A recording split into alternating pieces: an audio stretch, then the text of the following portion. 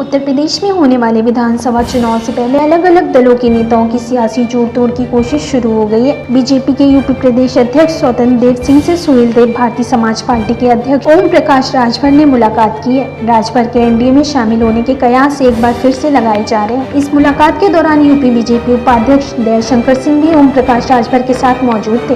ओम प्रकाश राजभर ने कहा कि शिष्टाचार भेंट के तौर पर मैं और दयाशंकर सिंह यूपी प्रदेश अध्यक्ष से मिलने गए थे। राजभर ने कहा कि मैंने बीजेपी में मंत्री पद छोड़ा, बीजेपी की टिकट पर लड़ा होता तो शायद सांसद बनकर दिल्ली भी गया होता। जनगणना जो हो रही है उसको लेकर है। ओम प्रकाश राजभर ने कहा बीजेपी से दूसरा संघर्ष सामाजिक न्याय समिति की रिपोर्ट लागू करने के लिए था। देखिए, वो एक औपचारिक मुलाकात थी, कुछ काम व्यक्तिगत था, उस काम को लेके हम लोग गए थे, कोई पॉलिटिकल मामला नहीं था। और जो हलचल है राजनीति के गलियारे में, तो ओम प्रकाश राजभर ने भारतीय जनता पार्टी को छोड़ दिया है। मिनिस्टर था, इस्तीफा दे के निकला हूँ, तो फिर वहाँ जाने का सवाल कहाँ से पैदा होता है।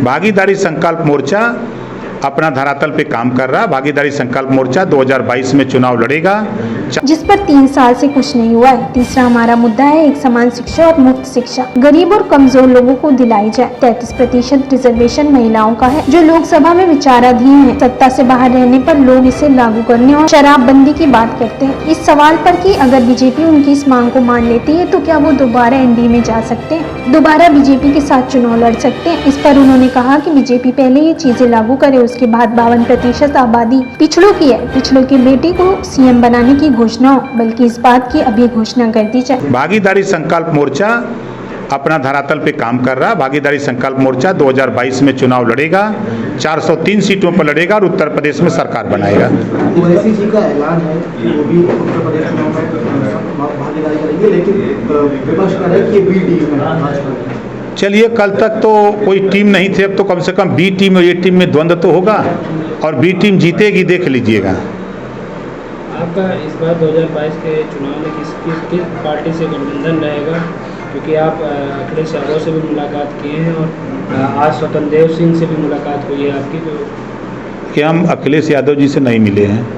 1.5 साल हो गया हमको मुलाकात हुई उनसे। हाँ, उनके बयान देखते रहते हैं कि छोटे छोटे दलों से मिलेंगे, मतलब बड़ी पार्टियों में वोट नहीं है। अब छोटी पार्टियों के पास वोट है, इस नाते चाहे भाजपा हो, चाहे कांग्रेस हो, चाहे सपा हो, सब छोटी पार्टियों की तरफ ध्यान किए हुए हैं। 2022 के चुनाव में आपका भारतीय जनता पार्टी से कोई गठबंधन? भारतीय जनता पार्टी डूबती हुई नैया है, के वोट दे? भाजपा के वोट दे? तो अच्छा पत्रकार नहीं लतिया गए हैं, बोलो। फर्जी मुकदमा फंसा दिया गया, किसान डंडा लेके खड़ा है उधर, नौजवान रोज लाठी खा रहा है लखनऊ में, बेरोजगार यहाँ घूम रहा है, लाठी खा रहा है, और गरीब महंगाई से मारम परेशान है। कौन इनको वोट देगा?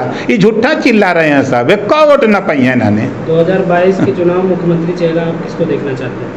5 जाति का बनेगा, 5 मुख्यमंत्री, 20 डिप्टी सीएम बनाएंगे। आप बनाएंगे? बिल्कुल बनाएंगे, भागीदारी संकल्प मोर्चा बनाएगा।